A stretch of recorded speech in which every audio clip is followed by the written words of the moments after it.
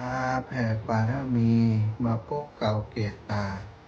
พกห่มรักษาครูบาอาจารย์พระมหาเถระพระเถรานุเถระเพื่อนสหธรรมิกสหพรหมจารีทุกรูปทุกองค์พกห่มรักษาศรัทธาสาธุชนคนดีโยมพ่อโยมแม่ทั้งหลายที่ติดตามรับฟังรายการสาระธรรมยามเช้าเสียงธรรมแสงอรุณวันนี้เป็นอีกวันหนึ่งที่อาตมาภาพได้รับโอกาสได้รับเมตตาจากท่านผอ.สถานีคลื่นสีขาวเพื่อชาวประชาได้แจ้งมาเมื่อสักครู่นี้ให้เข้ารายการต่อไปจนถึง6 นาฬิกานาสถาก็เป็นโอกาสที่ดีอีกโอกาสหนึ่งเพราะว่าในช่วงเวลานี้จะมีสถานีที่รับสัญญาณออกอากาศไปหลายๆสถานีเนาะก็เป็นโอกาสที่เราจะได้มาพบปะกันในช่วงที่เป็นช่วงที่มีคนฟังอยู่เยอะนะสถาญาติโยมก็หลายๆครั้งหลายๆโอกาสหลายๆวันที่อาตมาจะเข้ารายการในช่วงเวลานี้ก่อนเนื่องจากว่าครูบาอาจารย์ที่เปิ่นจัดรายการอยู่ประจำในช่วงเวลานี้เปิ่นติดภาระธุระเปิ่นแจ้งคืนรายการมาท่านอาจารย์ก็จะต้องหาคนมาจัดรายการแทนบางเถื่อบัดตันภัยก็เอาตัวเก่าท่านอาจารย์ก็จัดเองของก็มีบางทีบัดตันเหนื่อยแห้งก็ต้องเกาะเทปเอาเทปเก่ามาออกก็ว่ากันไปเพื่อจะบะฮือศรัทธาญาติโยมทั้งหลายผู้ฟังรายการได้ขาดโอกาสในการสดับรับฟังอย่างต่อเนื่องเนาะต้องมีการเติมอยู่ตลอดเวลาศรัทธาเติมสิ่งดีสิ่งงามสิ่งที่เป็นประโยชน์เข้าไปในชีวิตของเราการฟังธรรมก็ประต่างกันกับการรับประทานอาหารร่างกายของเราต้องการอาหารอาหารกายอาหารใจอาหารกายนั้นสัญญาณที่จะบอกให้เรารับรู้ว่าถึงเวลาแล้วจะต้องกินข้าวแล้วก็คือความหิวที่มันบอกเราคาบเข้าที่มันบอกตอนเจ้าเปิ้นแบ่งเป็น3 คาบ ตอนเจ้าประมาณสัก 7-8 นาฬิกา1 คาบบางคนตื่นเจ้าต้องไปทำงานเจ้าก็อาจจะกินก่อนหน้านั้นก่อนแล้วแต่แล้วก็คาบกลางวันเว้น 3-4 ชั่วโมงก็เที่ยงวันก็อีกคาบหนึ่งแล้วก็มาแรงมาแหมประมาณ6 โมงก็มาอีกคาบหนึ่งคาบเข้ามันจะมีเวลาของมันแล้วก็กระเพาะอาหารร่างกายของมนุษย์คนเฮาถึงเวลาที่มันบ่ได้กินมันก็จะเดือดร้อนต้องกับห้องจอกแจ๊กจอกแจ๊ก อยากกินข้าวแล้วนะเจ้านายเอาข้าวมาใส่ให้หน่อยต้องมันก็จะบอกอย่างนั้นนี่คืออาหารกายเขาจะต้องเติมไปให้ตึงอาหารตึงเครื่องดื่มน้ำตึงน้ำตึงอาหาร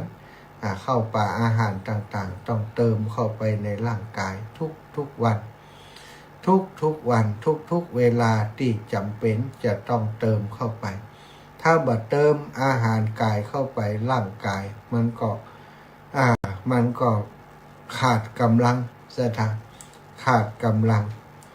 อาหารที่เขาเติมเข้าไปนั้นเป็นพลังงานที่จะหล่อเลี้ยงเซลล์ต่างๆในร่างกายของเราทำให้ระบบต่างๆของร่างกายได้ทำงานอย่างปกติของมันไปเรื่อยๆเหมือนกับน้ำมันรถเนาะเราเติมน้ำมันแล้วนะเครื่องมันติดแล้วมันก็จะทำงานของมันไปเรื่อยๆอย่างนั้นแต่ถ้าบ่ได้เติมน้ำมัน น้ำมันหมดรถก็หยุดวิ่งร่างกายของเราก็เหมือนกันถ้าขาดพลังงานพลังงานที่เติมเข้าไปในร่างกายมันหมดมันก็จะหยุดนิ่งไปบ่ไหวติงไปบ่ได้เหมือนกันสถาญาติโยมชีวิตของคนเฮานอกจากด้านร่างกายก็ยังมีอีกด้านหนึ่งก็คือด้านจิตใจอาหารใจนี้เป็นสิ่งที่สำคัญศรัทธาญาติโยมทั้งหลายแต่ว่าหลายๆคนบ่ได้นึกถึงมันบ่นึกถึงเรื่องของจิตใจแล้วแต่มันจะกินอย่างก็แล้วแต่บ่กินอย่างก็แล้วแต่ อันนี้คนที่ว่าบ่กินอย่างก็แล้วแต่บ่กินอย่างก็แล้วแต่เหตุปัจจัยแล้วแต่เหตุปัจจัยบ่ได้สนใจบ่ได้ให้ความสำคัญเหมือนกับด้านร่างกายเหมือนกันบางคนกินอย่างก็แล้วแต่ให้มันอิ่มเถอะอย่าซะท่ากินไปเลยกินสโลสละมักอันใดกินอันนั้นจนพอเกิดโรคก็มีนี่เนาะเสียงไอ้อย่างเสียงมาแล้วเจ้าจะได้เสียงเดี๋ยวชัดเดี๋ยวมันดี เดี๋ยวหายไปสถานคนเฝ้าสถานีก็แจ้งมาแต่เนาะมันถ้าเฮากินแบบบาใส่ใจบาละเอียดต่อการกินซะได้กินหยังก็ได้กินไปเลยนะสมัยก่อนคนไม่กินเนาะคนสมัยก่อนนี้กับข้าวหายยากนะซะได้กับข้าวกับปลาสมัยเมื่อเป็นน้อยๆอิจนะเจ้านี่จะมีอย่างกินก็อีเนี่ยต่อไปละซะได้ถ้ามีอย่างกินแล้วเก็บพักฮักไม่ไป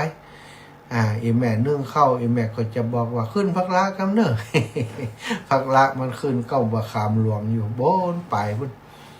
ไปละนะแจ้งเจ้าไปสปายถงเนี่ยขึ้นพักละไปบนพุ่น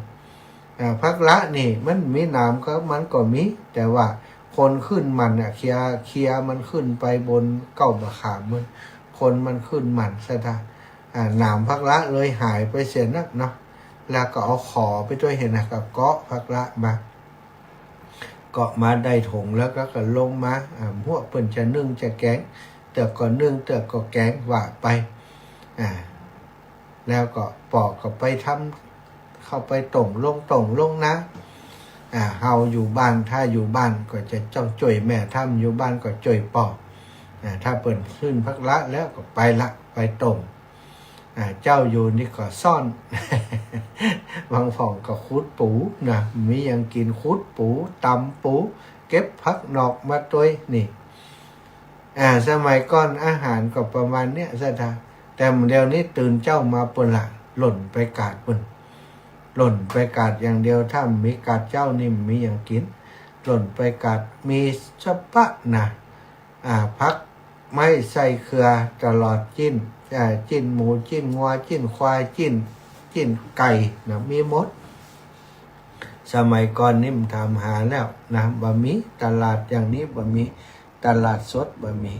แต่ปัจจุบันนี้การคมนาคมมันสะดวกเนาะมีคนไปจ่ายกาดจ่ายลีเอากับข้าวกับปลามาขายเนี่ยบางคนก็บ่ต้องทำบ่ต้องซื้อสดบ่ต้องซื้ออาหารพักไม่ไปทำเอาอาหารที่เปิ่นปรุงแล้วเปิ่นทำแล้วไป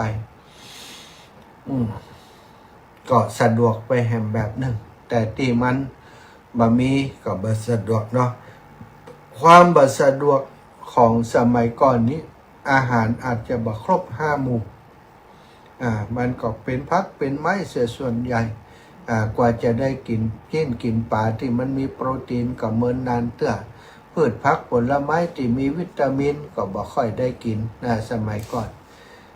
เจาะหาของป่าของยังกินกันไปอย่างนั้นเนาะบะม่วงกับบะเกนไก่เนี่ยไอ้อย่างของป่าของนี่นะ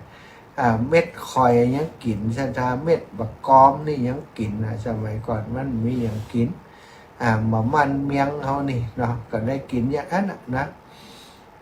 สมัยก่อนนี้อาหารก็ยากผลไม้ก็ยากบ่ค่อยมีคนสมัยก่อนก็อยู่กันไปตามธรรมชาตินมนี่บ่หาได้กินละอ่อนนี่จะได้กินนมแลคตาซอยก็อย่างอีนี่บ่มี นมงัวนมแปะนมอย่างก็ได้บ่มีแต่นมแม่อย่างเดียวกินนมแม่เห็นแต่อันอย่างนั้นก็จบนะฉะนั้นพัฒนาการคนสมัยก่อนกับคนในสมัยนี้ด้านร่างกายก็จะแตกต่างกันคนสมัยนี้ได้กินนมกินไอ้ยังเนาะละอ่อนจะโคจะใหญ่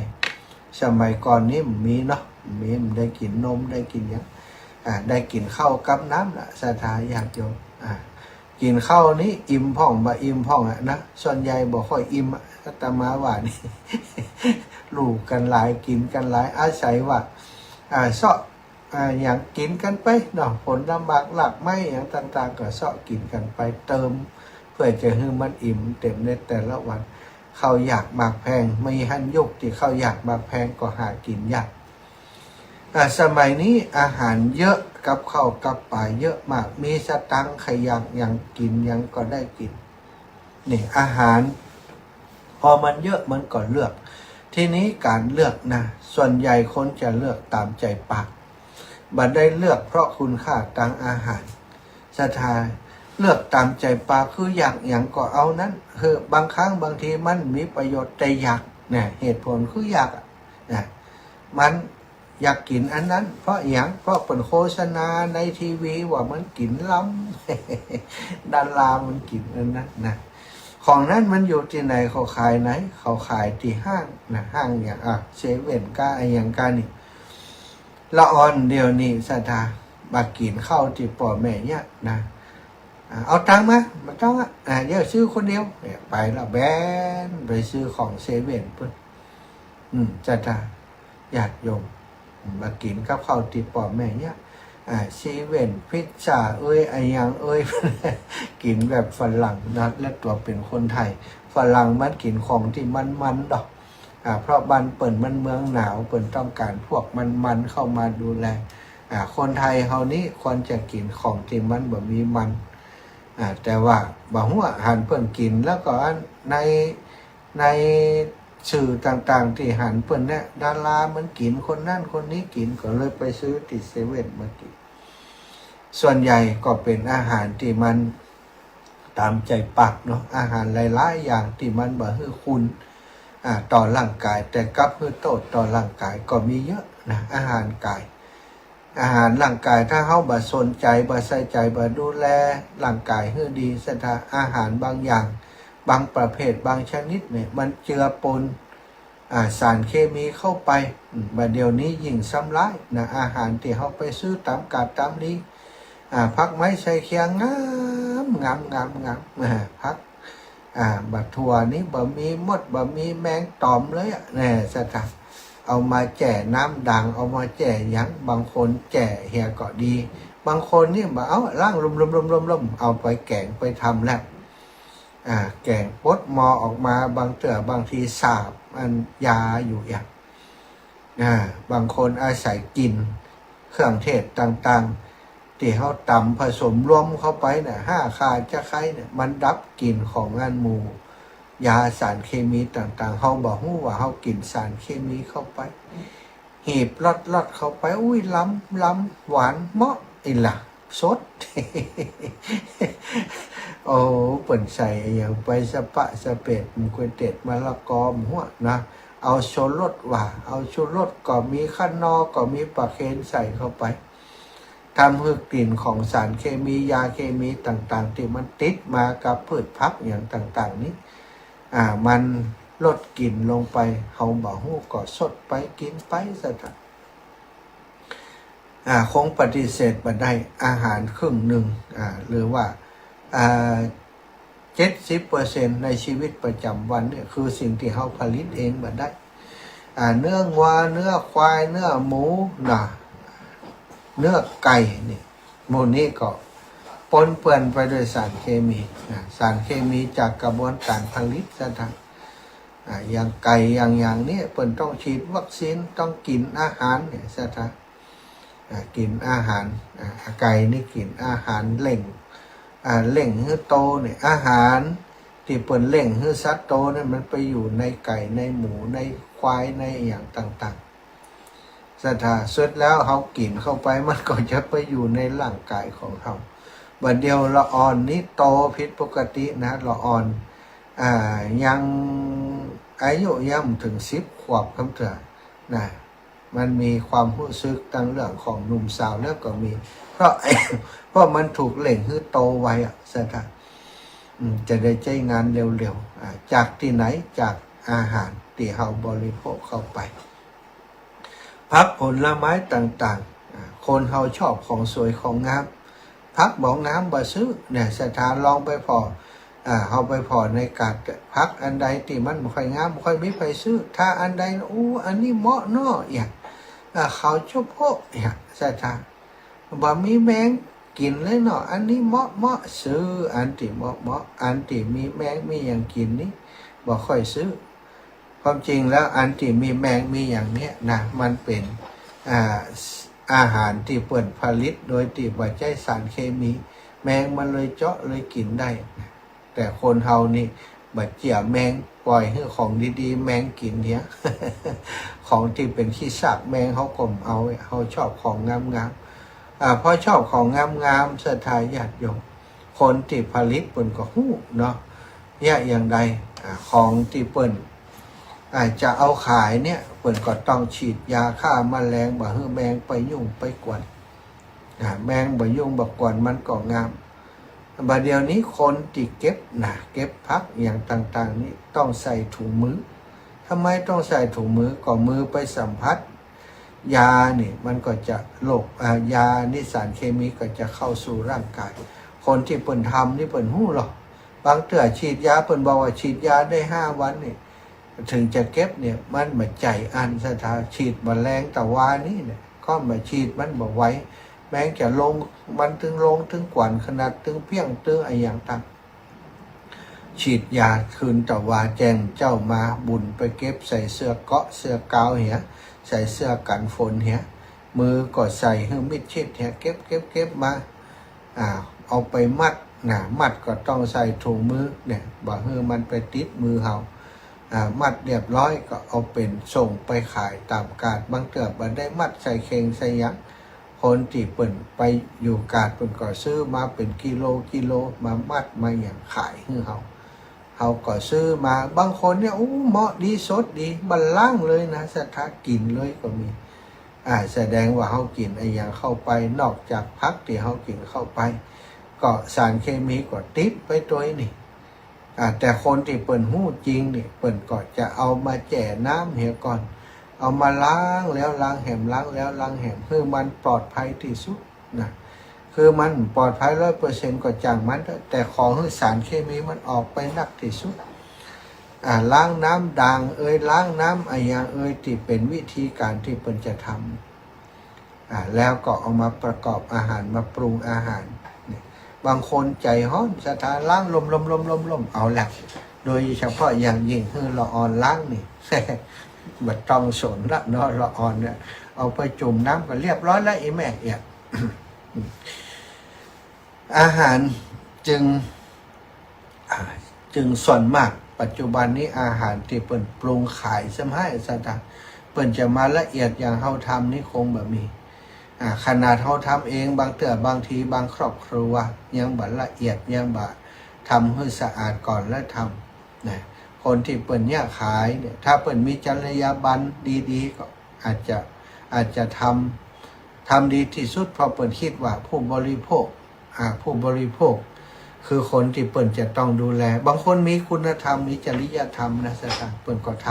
ำอย่างสะอาดอย่างเนี่ยคือเหมือนกับตัวเองคือตัวเองก็กินอันนั้นเนี่ยคนอื่นกินก็ขอให้ได้กินของดีๆอันนี้เปิ่นจะได้บุญมากเลยนะเปิ่นจะได้บุญจากการทำงานของเปิ่นจากการค้าขายของเปิ่นแต่คนใดตีเนี่ยแบบมักง่ายสถานญาติโยมล่างลมล่ำไปไปแกงไปพัดไปกว่าไปจำ อาศัยเครื่องเทศเป็นใหญ่ใส่ผงชูรสเป็นใหญ่ล้ำสุดท้ายโรคภัยไข้เจ็บที่เกิดขึ้นในร่างกายเกิดจากอาหารมีนักถ้าเฮาบ่ละเอียดในการที่จะดูแลร่างกายดูแลสุขภาพของเขาโรคก็จะเข้าไปอยู่ในร่างกายจากการที่เฮาบริโภคจากการที่เฮากินเข้าไปทุกวันสถานบัดเดี๋ยวนี้มีโรคหลายอย่างหลายประการที่มันเกิดขึ้นจากอาหารที่เฮากินเข้าไปฉะนั้นในเรื่องของร่างกายก็ต้องระวังนอกจากเรื่องอาหารก็การออกกำลังกายนี่สำคัญบางคนกินแล้วก็นอนไม่ได้ออกกำลังกายอันนี้ก็อันตรายโดยเฉพาะผู้สูงอายุนี่เขาเป็นวัยที่มันการเผาผลาญน้อยเนาะการเผาผลาญมันมีน้อยยิ่งเขากินแล้วเขาบอกออกกำลังกายมาช่วยการเผาผลาญนี้ก็ทำให้โรคภัยไข้เจ็บมันสะสมจากอาหารมีเยอะ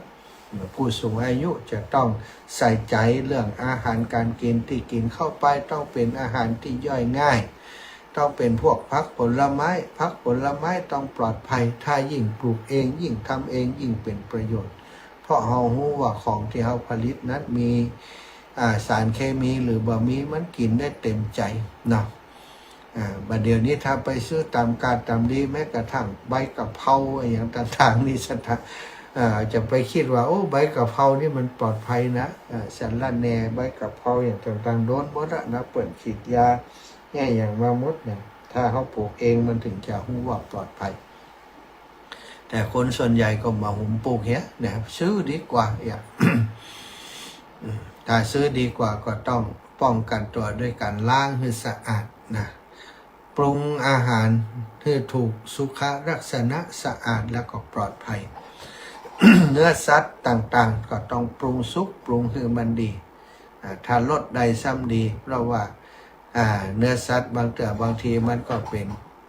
บ่อเกิดแห่งโรคหลายๆอย่างเนาะแล้วทีนี้มาอูถึงเรื่องอาหารใจนี้เป็นสิ่งที่สำคัญแต่คนส่วนใหญ่บ่ให้ความสำคัญกับอาหารใ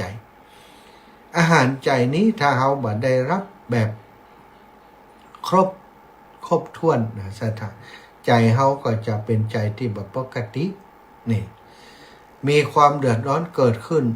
เป็นประจำเพราะเขาบ่ได้ฝึกฝนเขาบ่ได้ให้อาหารกับมัน อาหารใจคือไอ้อย่างสถานอาหารใจก็คือสิ่งที่มันเข้ามาในตัวของเราผ่านอายตนะต่างหลายผ่านอายตนะต่างหลายอายตนะนี่แปลว่าสิ่งที่เชื่อมต่อจากภายในไปสู่ภายนอกนี่ภายในก็คือตัวเฮานี่ภายนอกก็คือสิ่งต่างๆที่มากระทบเฮามีสิ่งที่จะเป็นจุดเชื่อมต่ออยู่6จุดด้วยกันอยู่6จุดด้วยกันตาเชื่อมต่อให้เฮาได้หันรูปหันภาพให้ได้หันรูปหันภาพอันนั้นเป็นอันนั้นอันนี้เป็นอันนี้สถาญาติโยมได้กำหนดโดยสัญญาความจำต่างๆอันนี้ชื่อว่าอะไรอย่างอันนี้ชื่อว่าอะไรอย่างอันนี้คนนี้ชื่อว่าอะไรอย่างคนนั้นชื่อว่าอะไรอย่างนี่ได้หันทางตาคนนี้งามบ่งามอย่างใดใจการเชื่อมต่อทางตาอย่างหนึ่งถ้าบ่ได้หันทางตาก็ได้ยินทางเสียงได้ยินเสียงตัวที่ทำหน้าที่ของการได้ยินก็คือหูเชื่อมต่อทางหูตะกี้เชื่อมต่อทางตาได้หันคนสัตว์สิ่งของจำได้หมายรู้ว่าเป็นสิ่งนั้นสิ่งนี้แล้วก็หูได้ยินเสียงก็จำได้หมายรู้ว่าเป็นเสียงนั่นเสียงนี้โผฏฐัพพะ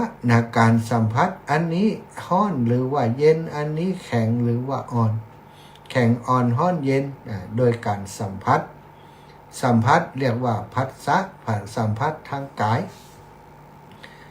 สัมผัสทางกายมีผัสสะทางกายกายกระทบการยุบการกำการยังต่างๆการสัมผัสจึงได้รู้ว่าร้อนเย็น แข็งอ่อนห้อนเย็นนี่ศรัทธาอย่างที่3อย่างที่4การได้ลองลิ้มชิมรสลองลิ้มชิมรสชิวหาประสาทชิวหาวิญญาณทางลิ้นลิ้นได้สัมผัสรสชาติต่างๆเนี่ยลิ้นมันจะโอ้เผ็ดไปเค็มไปส้มไปหวานไปอย่างต่างๆนี่อาศัยสัมผัสทางลิ้นจำได้ไม่รู้สัมผัสทางลิ้นถ้าหันบะม่วงนี่บะม่วงหวานกับมะม่วงเปรี้ยวนี่มันจะมีหลายอย่างมีหลายอย่าง รสชาติต่างๆเราสัมผัสแล้วก็จะได้รู้ว่ารสชาตินั้นมันเป็นอย่างไรนอกจากนั้นก็ยังมีตั้งใจแหมใส่มโนก็คือใจที่มันคิดต่างๆมันคิดเรื่องโน้นเรื่องนี้มโนเอามาคิดเอามาปรุงแต่งก็เป็นช่องทางที่ทำให้การสื่อสารต่างๆมันเกิดขึ้นในร่างกายในจิตใจของเราสิ่งต่างๆที่เป็นช่องเป็นทางเป็นทางเข้าสู่ร่างกายจากภายนอกสู่ภายในนั้นคืออายตนะนี้ศรัทธารูปเสียงกลิ่นรสโผฏฐัพพะธรรมารมณ์เกิดขึ้นกับตัวเฮาถ้ารูปเสียงกลิ่นรสโผฏฐัพพะธรรมารมณ์อย่างที่เกิดขึ้นแล้วมันมีสติปัญญาสติสัมปชัญญะมีตัวปัญญาควบคุมสิ่งที่จะไหลเข้ามาสู่ร่างกายนั้นก็ไหลมาในทางที่ดีไหลมาทางที่ดีก็จะทำให้ความสุขเกิดขึ้นในใจของเราใจก็ได้กินอาหารที่ดีกินอาหารตั้งตาควรจะหันอย่างที่มันเกิดความรู้สึกที่ดีหันสิ่งดีๆหันสิ่งอันเป็นมงคลหันพระพุทธรูปหันภาพคนทั้งหลายที่ทำบุญสุนทรทานหันสมนานันจทัสนังได้หันอย่างภิกษุสงฆ์องค์สังฆเจ้าผู้ทรงศีลทั้งหลายก็เป็นช่องทางเพื่อเกิดความสุขใจขึ้นได้เหมือนกันความสุขอาหารใจก็เกิดขึ้นได้หันปิยมิตรหันบัณฑิตหันคนอันเป็นที่รักเกิดความสุขขึ้นในจิตใจหันนิมิตหันภาพหันอย่างต่างๆบุคคลที่ควรสักการะบูชาหันภาพพระพุทธเจ้าพระสาวกทั้งหลายพระอรหันต์ทั้งหลายหันแล้วเกิดความสุขสงบขึ้นในจิตในใจชื่อว่าได้หันสิ่งที่ดีได้หันสิ่งที่เป็นธรรมะใจก็มีความสุขนี่คือได้หันได้ยินได้ยินก็อย่างศรัทธาญาติโยมทั้งหลายพ่อแม่ได้ฟังธรรมะจากรายการสารธรรมยามเช้าเสียงธรรมแสงอรุณนี้ก็ถือว่าได้เติมอาหารใจให้กับตัวเองเติมอาหารใจตั้งหูให้กับตัวเองบางคนบัดตั้งหูอย่างเดียวฟังทาง Facebook ไล่พอไปตัวท่านอาจารย์หน้าแดงไปรูดตาแดงไปรูดวันก่อนคนตัก อาตมาเชื่อมทำงานเชื่อมก่อแล้วก็ฝุ่นฝงมันเข้าตาแดงแล้วก็กินลวดเชื่อมมันเข้าตาแดงศรัทธากะหันกะหูหันทางตาศรัทธาได้ฟังธรรมะได้ฟังสิ่งดีๆได้ฟังสิ่งที่เป็นมงคลจิตใจก็เหมือนได้กินอาหารดีๆเข้าไปแต่ตรงกันข้ามถ้าฟังแต่คำหยาบช้าคำพูดที่หยาบคายคำพูดที่หลอกลวงพูดปดมดเท็จคำพูดที่ประกอบด้วยความโลภโมโทสันต่างๆสิ่งเหล่านี้ก็จะเป็นสิ่งที่ไปคัดขวางความสุขของใจบ่ใจอาหารใจก็เป็นถ้าเป็นอาหารก็คือเป็นอาหารพิษของใจนั่นเองกรรมที่บ่ดีอย่างต่างๆแต่กรรมที่เป็นธรรมะกรรมเป็นเรื่องราวดีๆที่ครูบาอาจารย์เปิ่นนำมาจัดรายการทุกวันจากหลวงปู่จากทุกปีทุนาทุเอาต่างๆที่เปิ่นจัดรายการถือว่าเป็นกรรมอันเป็นมังกรมงคลเป็นธรรมะ เอาฟังแล้วโอ้มันก็จุ่มใจจุ่มเนื้อเย็นใจสุกอกสุกใจสถานอันนี้คืออาหารใจที่เขาได้ไปพบไปปะไปสัมผัสไอ้อย่างที่มันทำให้จิตใจเขาอบอุ่นมีความสุขอันนี้ก็เติมอาหารใจทางภาษาทางกายทางใจมโนน้อมนึกไปถึงคุณของพระพุทธเจ้าโอ้พระองค์ตรัสรู้แล้วนะผ่านพ้นไปแล้วยังส่งสารสัตว์โลกทั้งหลายมนุษย์ทั้งหลายมาประกาศศาสนาโดยพระเมตตาคุณบริสุทธิคุณมหากรุณาธิคุณต่อสรรพสัตว์ทั้งหลายนึกถึงวัดปฏิบัติของพระองค์บ่ได้อยู่ดีดับบ่ได้พักผ่อนดีสั่งสอนธรรมอยู่ตลอดแม้วาระสุดท้ายของชีวิตเฮานึกอย่างนี้ความสุขก็เกิดขึ้นในจิตในใจเฮาศรัทธาญาติโยมเหล่านี้เรียกว่าอาหารใจแต่คนตั้งหลายนี่บ่ได้ใส่ใจบ่ได้สนใจแม้กระทั่งการฟังธรรมนี่บางคนบ่มีโอกาสได้ฟังธรรมตลอดปีดีบ่ดีอาจจะตลอดชีวิตก็ได้ไปฟังแต่เรื่องที่บ่ดีนะอยากมีความสุขไปที่ไหนไปร้านอาหารไปฟังเสียงสาวน้อย สาวน้อยได้มาหล่อมาลวงมาจุมาหล่ออู้กำหวานนะอู้กำหวานต่อมาหล่อโดยสิ่งโน้นสิ่งนี้โดยหล่อโดยความโดยหล่อโดยกลิ่นนะกลิ่นหอมของน้ำหอมก็หล่อโดยการใส่ไอ้อย่างที่วับแวมก็เอามีต่อใดประเคนฮึนะโอ้หม่วนใจถ้าได้ไปแอวสถานเรื่องลมแล้วนี่บางวันอยู่บ้านปะกะของเท่าของแก่ของเหี่ยวของแห้ง ความจริงเนี่ยที่บ้านนี่ของจริงของที่กินได้ของจริงของดีแต่คนส่วนใหญ่บ่ได้ใส่ใจบ่ได้สนใจของที่สำคัญไปหาของที่บ่สำคัญมาปลอบประโลมจิตใจอันนั้นถือว่าทำชอบอาหารเป็นพิษใส่ตัวนะบางคนไปหลุ่มหลงมัวเมากับสิ่งนั้นเสียเงินเสียทรัพย์เสียความเป็นคนดีไปตัวนอกอกนอกใจสามีภรรยาไปเนี่ยอย่างที่บ่ดีก็กลายเป็นบา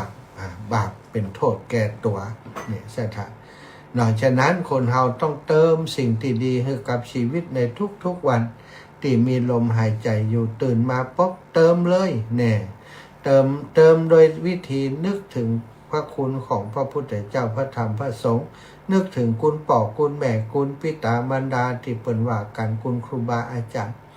กราบไหว้สาน้อมนบเคารพคุณพ่อคุณแม่ถ้าคิดถึงแต่เรื่องดีๆฟังธรรมะฟังรายการสารธรรมยามเช้าฟังรายการเสียงธรรมแสงอรุณที่ครูบาอาจารย์เป็นจัดผ่านทางสถานีวิทยุปัจจุบันนี้ช่องทางในการฟังมีเยอะสถานฟังจาก Facebook ก็ได้ YouTube ก็ได้เนี่ยฟังจากวิทยุก็ได้ใครมีวิทยุก็ฟังวิทยุติดลำปางของเฮาสถานีวิทยุ 106.50 เมกะเฮิรตซ์โดยการขออนุญาตทำสถานีโดยท่านอาจารย์พระมหานพดลสุวรรณเมธีประธานส่งเผยแพร่พระพุทธศาสนาจังหวัดลำปางได้มีวิสัยทัศน์มีสมณะเมตตาตั้งสถานีขึ้นมาโดยความยากลำบากต้องลงทุนเป็นหลักหลายแสนสถานกว่าที่จะตั้งสถานีได้อุปกรณ์ก็ดีเสาก็ดีอะไรอย่างต่างๆนี่มันเข้าเงินเข้าทองหมดสถานแต่ว่าก็ได้ทำขึ้นมาเพื่อเป็นการเผยแพร่พระพุทธศาสนาเพื่อจะให้ศรัทธาได้สดับรับฟังสิ่งที่ดีเป็นอาหารใจหลายคนกองมีวิทยุจมแล้ว วิทยุบ่ได้ออกอากาศจมแล้วเดือดแล้วอาจารย์วิทยุบ่ดีค่ะบ่ได้ยินเนี่ยโอ้บ่ม่วนอีแม่ง่อมนะอีแม่ง่อมนะนี่เป็นเรื่องที่ครูบาอาจารย์ก็ต้องรีบเร่งทำตอนนี้อาตมาครูบาอาจารย์ทำในเรื่องลงทุนไปในเรื่องเสาอากาศเรื่องของการติดตั้งเรื่อง ค่าใช้จ่ายอื่นๆนะหมดไปหลายแสนแล้วอาตมาก็มาดูว่าโอ้ตอนนี้สิ่งที่มันขาดมีอย่างมันขาดสำนักงานที่ทำงานที่พบปะสถาญาติโยมเวลามาเยี่ยมสถานีที่ทำงานของเจ้าหน้าที่สถานีช่างเทคนิคสถานีห้องออกอากาศห้องส่งห้องส่งสัญญาณมีแล้วห้องออกอากาศห้องจัดรายการยังมีก็ต้องทำให้มันสมบูรณ์ตามที่ตังกสทช.เปิดได้อนุญาตมอบหมายมาให้ทำสถานีให้ดีก็จะทำให้ดีที่สุดสำหรับบัดได้ทำเพื่อตัวเองทำเพื่อทุกคนอาตมาและท่านอาจารย์พระมหานพดลถึงจะเป็นผู้ทำสถานีขึ้นมาก็บัดได้หมายความว่าเป็นเจ้าของสถานีแต่เพียงผู้เดียวคนที่จะเป็นเจ้าของสถานีผู้ที่จะได้ประโยชน์ก็คือศรัทธาอีป่อยอีแม่ทั้งหลายที่ฟังรายการทุกคนพระสงฆ์นักจัดรายการทุกคนก็จะได้ร่วมใจประโยชน์ด้วยกันเนาะอาตมาภาพและครูบาอาจารย์ก็จัดรายการบางช่วงเท่านั้นไม่ได้จัดตลอดเวลารูปอื่นๆตนอื่นๆก็จัดกันศรัทธาก็ฟังกันทั่วทุกสารทิศได้ประโยชน์เนาะก็มีหลายท่านหลายคนเปิดห้อมในการทำสถานีมาบางคนก็รอว่าพูดนะเนอท่านอาจารย์อีแม่จะไปห้อมตอนที่ทำบุญสถานีเนอเนาะตอนนี้มีรายชื่อที่อาตมาจดไว้นี่มี1 2 3 4 5 6 7 8หน้ากระดาษสถานถ้าอ่านเนี่ยต้องมันยาวเนาะอาตมาก็ถือเอาอย่างอีว่าเอาบะอ่านนะอ่านไปแล้วเดี๋ยวบางคนก็ว่าอีแม่ชื่อมีไหนความจริงอ่านมันบางเถื่ออ่านข้ามไปผ่องบางเถื่อก็อ่านไปแล้วอ่านเฉพาะคนใหม่แต่ศรัทธาบางส่วนใหญ่ก็อ่านทุกครั้งจะต้องมีชื่ออีแม่ มันเลยเป็นปัญหาก็ว่าถ้าศรัทธาหายหอมมาแล้วอาตมาอนุโมทนาบุญไปแล้วเนาะอาตมาเอามาสร้างเอามาทำสถานีอีแม่ปอดได้บุญไปแล้วเต็มมาได้บุญจากการอ่านของอาตมาศรัทธาส่งมายกเว้นกรณีที่ฝากคนนั้นคนนี้มาอาตมาก็จะบอกว่าอีแม่คนนั้นเปิดฝากมาเนอะได้รับแล้วอันนี้ก็โอเคเนาะแต่ว่าประกาศบางบางทีก็อย่างที่บอกบางคนก็ว่ารายการนี้มันเป็นรายการประกาศประกาศเปิดห้อมตั้งไก่มันจะรายการธรรมะ มันก็มีหลายอย่างที่บางทีก็อย่างที่เปิ้นว่าบางทีมันก็จะอย่างที่ว่าเนื้อศรัทธาญาติโยมอาตมานี่เก่งใจเวลาจะบอกบุญจะบอกอย่างต่างๆนี่คือเหมือนกับว่าอาจารย์เนี่ยเปิ้นบอกบุญทิกๆน้อยบางมันก็ฟังแล้วมันก็บ่ม่วนใจแต่ถ้าบอกไปศรัทธาก็บ่ได้บุญตัวเนาะแล้วก็จะทำคนเดียวก็อย่างที่ว่านะตัวเองก็บ่ได้เป็นพระที่โด่งดังในเรื่องอย่างต่างๆที่มีศรัทธาญาติโยมเปิ่นมาให้มาหอมอย่างก็อาศัยตั้ง10 บาท3 บาทจากศรัทธาอีกพออีแม่บางคนว่าอินดูนะอีแม่จะไปรับจ้างก่อนเรื่องอาจารย์จะมาหอมว่าฟังแล้วก็กัดอกแต่ว่าแต่นะบางคนนี่รับจ้างมาได้10ได้20ได้100ก็เอามาหอมอีกบางห้องอีแม่จะรอเบี้ยผู้สูงอายุจิตก่อนเนอะก็จะได้หอมอีกอันนี้ก็อินดูเนาะศรัทธาก็แจ้งข่าวดีว่างานของคลื่นสีขาวเนาะของเราท่านอาจารย์พระครูอภิวัฒนวิกรมรับอุปถัมภ์งานทำบุญสถานีวิทยุเพื่อพระพุทธศาสนาคลื่นสีขาวเพื่อชาวประชาวัดบรรพตสถิตไว้ในอุปถัมภ์ของสถานีคลื่นสีขาวของเราในการทำบุญสถานีกำหนดหมายวันที่25เดือนเมษาเป็นวันทำบุญโดยช่วงเช้านั้นก็จะมีพิธีถอนพิธีเสิร์ฟโหราจตาเจริญพุทธมนต์แล้วก็เปิดสถานีเวลา11:09 นาทีเปิดสถานีเรียบร้อยครูบาอาจารย์ฉันเข้าศรัทธากินข้าวกินปลาช่วงบ่ายมีการเสวนากันนิดหน่อยจากนั้นก็จะเป็นการพิธีกาลวะดำหัวครูบาอาจารย์พระนักจัดรายการคลื่นสีขาวของเขา เซตก่อนจะเซตมีการแจกรางวัลใครจะเอารางวัลมาร่วมโดยช่วยกันเด้อหลวงปู่นี่จะเอาวิทยุมา5 เครื่องวิทยุนี่จะตกเครื่องหนึ่งประมาณ300 บาท300นะอย่างที่บปแปลงตัวใด350ประมาณนี้นะถ้าแปลงที่สุดก็ประมาณ600 บาทอาตมาก็คิดว่าจะเอาวิทยุสัก5 เครื่องนะหลวงปู่5 เครื่องอาตมา5 เครื่องครูบาอาจารย์รูปอื่นๆสักคน5 เครื่อง6 เครื่อง5 เครื่อง6 เครื่องได้สัก30-40ก็น่าจะม่วนดีเนาะแล้วก็ครูบาอาจารย์เพื่อนจะเอาของมีก้าของเพื่อนมาออกรางวัลให้ศรัทธาญาติโยมด้วยกันเป็นการคืนกำไร ความจริงได้มีกำไรอย่างจัดรายการนี้นะคืนความสุขให้กับประชาชนแฟนรายการ FC ต่างๆนะก็ครูบาอาจารย์ที่มานี่ประมาณ50 รูปเพิ่นจะมาปักกันเอามาหมดศรัทธาอันโน้นอันนั้นอันนี้ที่เปิ้นบัดเป็นของสำคัญและเปิ้นบ่ได้ใจเปิ้นก็จะมาแบ่งปันให้ศรัทธาได้จับฉลากเป็นเจ้าของไปก็มากันหลายๆนะถ้ามานี่จะไปบอกว่าเก็บไว้ให้อีแม่จิมนะจวนไม่ได้ ต้องมาถึงจะได้มีสลากของตัวเองเอาละศรัทธาเวลาตอนนี้5:50 นาทีเหลือเวลาแหม10 นาทีจะปั่นเวลาให้ศรัทธาญาติโยมได้โทรเข้ามาเนอะเช้านี้จะไป4:09กับหนองยางเด้อพี่น้อง4:09พี่น้องหนองยางบอกตอนเช้านี้เอาเนาะแต่คืนมาได้จัดรายการแม่บัวเย็นจันทบนะแล้วก็ตังเมยาพัดวงผมสายเนาะบ้านหนองยางใส่บาตรประจำแจ้งให้ทราบว่าวันนี้จะไป4:09และหนองยางวันพรุ่งนี้วันที่12 ค่ำวันที่16 13 17 14 ค่ำวันที่15วันที่16อ่ะ16เนาะ16เราวันจันทร์แล้ว16วันพรุ่งนี้วันโกน วันนี้ที่16วันจันทร์แล้วลืมไปนะวันนี้ไป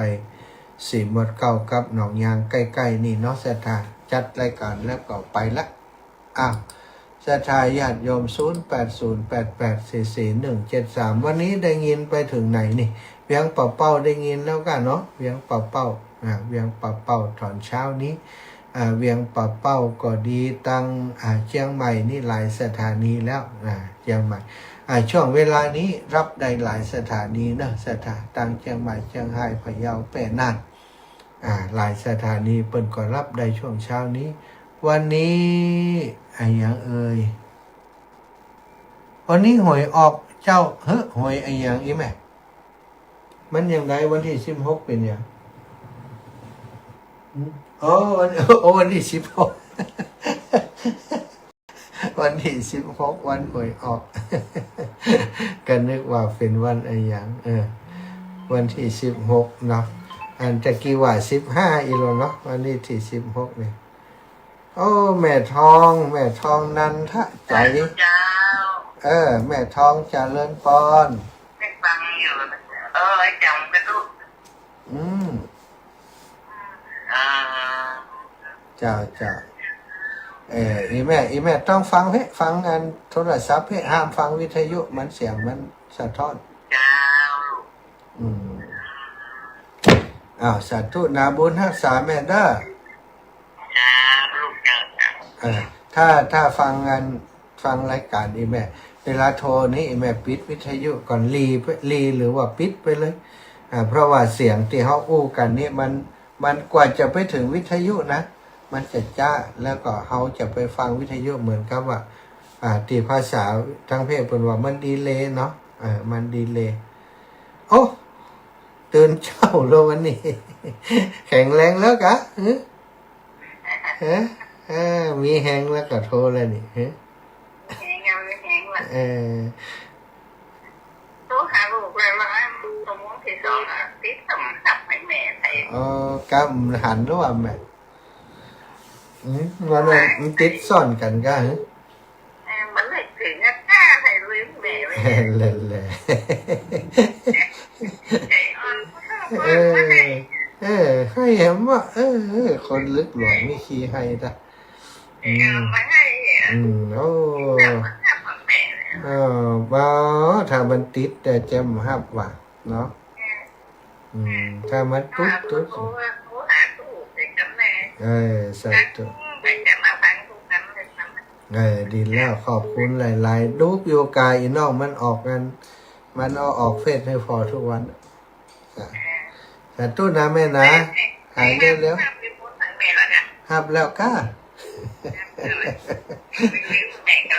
สาธุจามหับเดี๋ยวก่อนน้อยใจให้เหมาะบุญรักษาแน่จ้าเอ้าไม่ย่านนางคำอ้ายสันสลีเวียงป่าเป้าป่อบุญธรรมปงหนองเวียงป่าเป้าแม่นางคำอ้ายสันสลีโทษไม่แหมไม่ไฟจะมาก่อนไผ่นี่ตรงย่ำหันนี่ป่อบุญธรรมมาก่อนเจริญพรป่อบุญธรรมปงหนองได้ยินแล้วเนาะ5 โมงหับตี 5หนอเวียงป่าเป้านี่ครับตี 5ครับนะครับถ้าตี 5แล้วได้ยินเสียงเวียงป่าเป้าละครับขอบคุณดีปล่อยแม่สบายดีก่ะครับสบายดีครับกูนี่ไปไหนด้วยกันศีลเสมอกันทำเสมอกันอยู่ดีไม่สุขนะป่อนะครับสาธุเอามาแล้วคุณย่าคำอ้ายได้ฟังอยู่ได้ฟังอยู่ดวงดีนะรัตตะดวงดีได้ฟังธรรมะฟังธรรมะนะดวงดีจ้ะทำมากกว่าทำมากวันนี้จะดีดีกะดีล่ะโอ้เข้าทางเลยเนาะอาหารยังก็อาหารเจ้านี่ดีอาหารกายอาหารใจเนาะอาหารใจวันนี้ดีขนาดแล้วได้ยินเสียงทุลูกก็ดีละนี่อาหารใจป่ะนะสาธุอนุโมทนาให้กำลังใจนะบุญรักษายมแม่เนอะพี่น้องเวียงป่าเป้า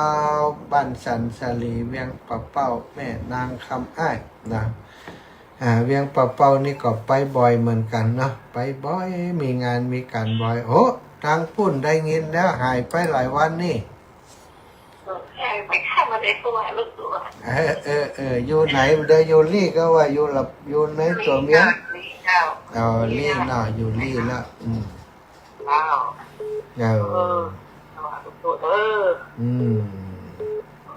แม่สายเนาะแม่สุกันทาโลสบายดีค่ะสบายดีเจ้าแม่สุกันทาพี่น้องเมืองลี่มีฟังกันกำลังเงียบเนาะสาธุบุญรักษาเจริญพรแม่น้อยทาอาสาแม่ป้าอยู่นะตั้งแต่ตี 3แล้วตี 3แล้วเนาะดีแล้วแม่ต้องเป็นกำลังใจเด้อแม่ก็บอกให้สบายแล้วมาสบายร่างกายมันยังมีพอยังมันเป็นอันนี้แล้วเป็นคนนั้นพิการอย่างแล้วติดเตียงก็ว่าติดโต๊ะเจ้ามันนอนอยู่นอนตั้งแต่ลูกเพื่อนมันเจ็บแล้วเจ้าดูแลตัวเองนะพยายามสาธุจ้านะเนาะยังเป็นคนเดียวที่จะเกิดมาอย่างนี้สาธุจ้าบุญรักษาเป็นกำลังใจให้แม่เช่นเดียวกันเจริญพรแม่พัดชัยเมืองชื่นนาจลาเจ้าฟังอย่าดื้อนาจลานี่แปลว่าเมียงลืมมันนาจลาอีเนาะนาจลาเป็นอย่าแปลว่าเมียงนี่ศิลาอีกกินได้กินดึกนางศิลาศิลาแล้วเป็นนาจลาไปหนอมันว่าเร็วจ้ะว่าไปว่านาเป็นนาจลาอีเนาะว่านี่เป็นว่า นายสารา อ๋อนาศาลาน่ะเออ นายสาราอย่างไรนาเขาว่านาศาลานี่จะน่าจะถูกเนาะนาที่มีศาลาอีนะเนาะนี่นาศาลาแต่แน่นะเพิ่นจะมีตำนานของเพิ่นอยู่ ตำนานเพิ่นเนาะนาศาลานี่แปลว่าอย่างแต่เขาเพิ่นจะมีเนาะเขาจะลาไปไหนจะลาคอนเนอร์นี่ล่ะฮะแม่จะลาคอนเนอร์จะลาไปไหนเนาะแน่ไผ่เนาะนาไผ่เดาเนี่ยนาไห่นาเดานามีต้นสะเดาเนาะฟังตำนานเพิ่นสาธุนายโยมแม่นะโอ้อันนี้ได้ยินสายนี่พระอาจารย์จะงงจะออกแค่คำวันที่จะเปลี่ยนกันกับพ่อครูสิริไหมนั่นน่ะสาธุจ้าม่วนกันเอาแม่อุ้ยเขากำลังจะโทรถามว่ายังใดนี่จะใดพ่อสาธุแม่อุ้ยฟังจะว่ากี่สามแล้วแม่ดีใจสุดๆเลยนี่ค้างอย่างเดียวเดินมาได้ใช่ไหมแต่ว่าใจปกติพ่องแล้วแต่ฟังอยู่แต่ว่าจะฝึกเดินอยู่ดีได้อยู่เดินได้ยืนได้ท้องละแล้วอันกินอันนั้นก็กินอันโปรตีนกินอย่างก็กินสักปะอย่างสักปะอย่างเอ็นชัวได้กินอยู่เนาะตัวนั้นเนี่ยดีสำหรับคนเฒ่าอะละเหมือนกันเนอะเอ็นชัวนี่พระพุทธเจ้าว่าที่เตียกับน้ำพึ่งกึศเตอหาขนาดเดือนนี้จะทำมันสถานีขึ้นแล้วเหตุการณ์แล้วก็จะได้ไปหาสักวันนี้นะตอนนี้ทำงานถึงวันไหนแม่บินทบาทมาก็สวะลวะพาแล้วก็ก่อชาบอย่างต่างก็อนุโมทนาบุญแต่เนี่ยกึศเตอหาอุ้ยถึงวันนะว่าจะโทรได้โทรที่ฟังก็จันอ่ะเดี๋ยวนี้เอาวิทยุลงมาลุ่มให้ใส่ใจได้ยินเนาะได้ยินอยู่แหละใส่เห็นเนาะเดี๋ยวนี้นอนหลุมแล้วเนาะพอละเข้าห้องน้ำไงเข้าห้องน้ำไงแล้วก็พายุตัวลูกหลานสาวนอนตัวลูกสาวนอนตัวดีแล้วเอาบุญหักษาอีแม่เด้อล่ำเวลาไปแล้วลืมบอกเวลาล่ำไป1 นาทีเป็นอย่างซะจ้าบุญรักษาจัตตาโลธรรมาวัฏันติอายุวันโนสุขังพระลา